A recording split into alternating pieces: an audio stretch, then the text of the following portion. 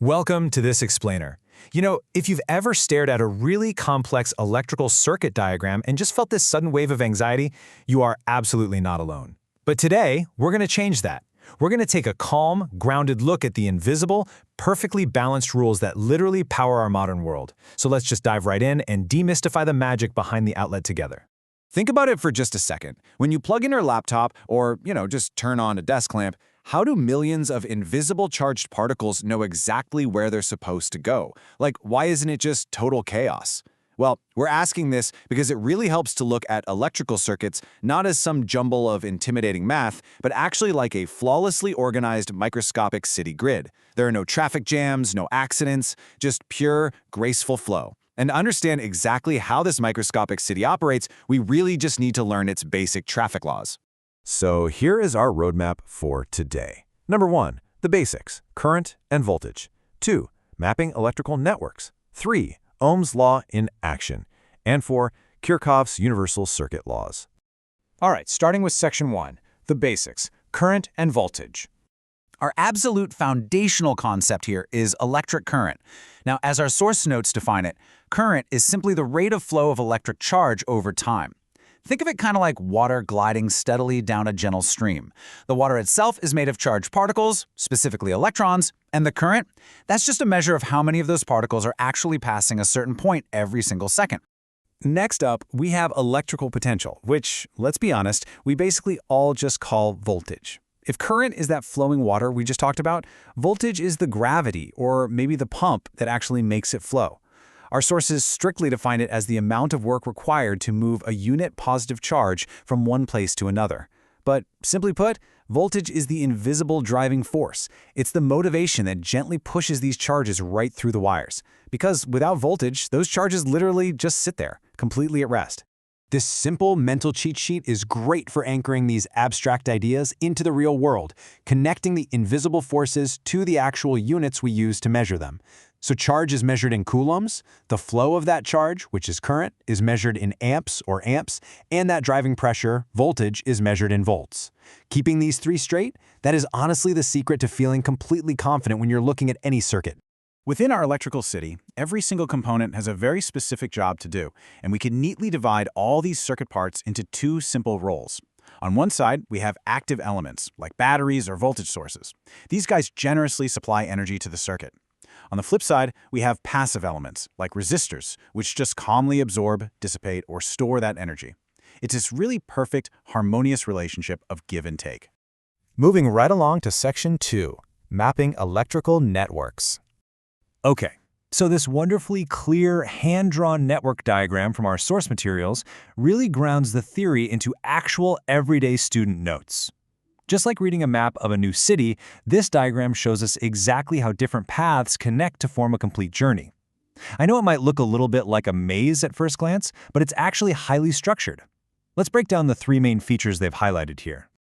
Understanding these 3 terms really helps turn some of that intimidating engineering jargon into highly relatable concepts. First, a node. This is just an interconnection of 2 or more branches. Think of it like a busy city intersection. Next, a branch. That's a direct path between 2 nodes, so basically just a single street. And finally, a loop. This is a closed path that starts and ends at the exact same point, kind of like walking a full city block and ending up right back at your own front door. All right, section 3, Ohm's law in action. Every functional system needs a basic rule of flow, right? Out on the roads, it's speed limits. But in our microscopic city, it's Ohm's law. It states that the current passing through a conductor is directly proportional to the voltage across that conductor. This gives us the incredibly famous equation, V equals I times R. It's basically a constant tug of war. The voltage is trying to push more current through, while the resistance is trying to slow it down. It's a completely predictable, super stable relationship. And when you anchor that theoretical formula to a tangible, drawn circuit like we see here, it totally clicks. You can actually see your voltage source pushing, your current flowing around in a loop, and a resistor right there providing the pushback. This single visual really proves how directly and elegantly voltage, current, and resistance interact in a real physical space. And that brings us to section 4, Kirchhoff's universal circuit laws. The first of these big universal rules is Kirchhoff's current law, or KCL. Now, the formal definition says the algebraic sum of currents meeting at a node or junction is equal to 0, which sounds intense, but honestly, this law is incredibly intuitive. It simply guarantees that whatever amount of current flows into an intersection, well, it must precisely flow out. Electricity doesn't just pile up at an intersection, and it definitely doesn't just vanish into thin air. This elegant hand-drawn sketch perfectly visualizes KCL. You can see several currents. They're labeled I1 through I5, and they're all meeting at a central node. The arrows explicitly show some entering and some leaving. The law simply means that if you add up all the traffic arriving, it perfectly matches the traffic departing. So I1 plus I5 entering perfectly equals I2 plus I3 plus I4 leaving. It's perfectly balanced, absolutely no traffic jams. If you want to apply this yourself, just follow these calm, really methodical steps. First, pick your intersection. Identify the specific node.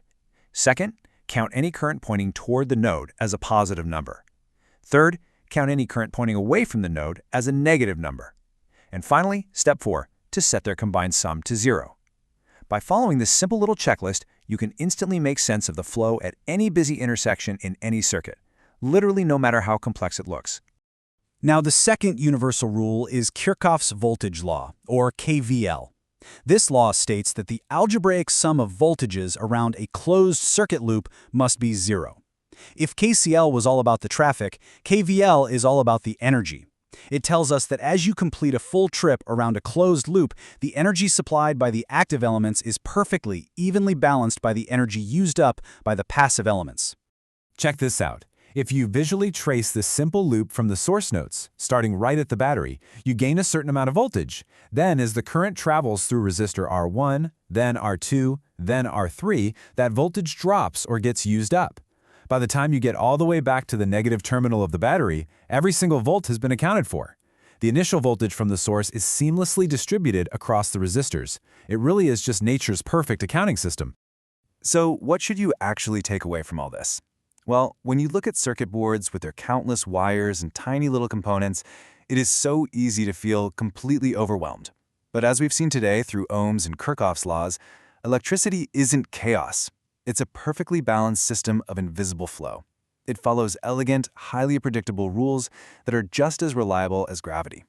I really want to leave you with this peaceful, kind of grounding thought. You now know the hidden laws governing the energy that is literally all around you. So the next time you flip a light switch, will you just see a bulb turn on, or will you picture the perfect, silent traffic moving gracefully through the walls, pushed by invisible pressure, balancing itself seamlessly at every single intersection? Thank you so much for joining me on this explainer, and as always, stay curious.